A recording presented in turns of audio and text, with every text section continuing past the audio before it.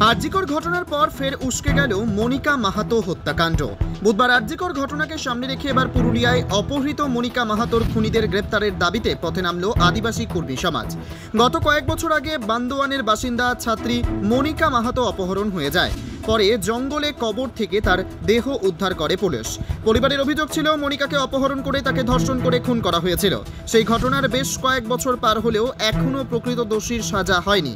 শোকাহত পরিবার পায়নি বিচার।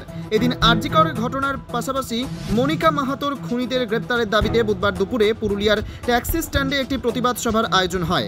এদিন প্রকৃত দোষীদের শাস্তির দাবিতে আদিবাসী কর্মী সমাজ পথে নামে। এদিন এই প্রতিবাদ সভার নেতৃত্ব দেন আদিবাসী কর্মী সমাজের মূল বান্তা অজিত প্রসাদ মাহাতো।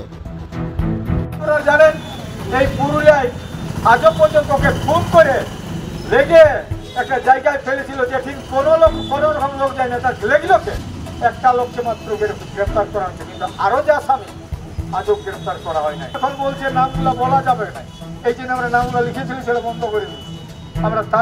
আমরা চাইছি তাদের আসামিদের গ্রেফতার করে তাদেরকে যথাযোগ্য শাস্তি দিতে হবে। আমরা এর সঙ্গে বলছি, এই যে কয়েকদিন আগে সবাই আজকে প্রকৃতির কথা বলছে।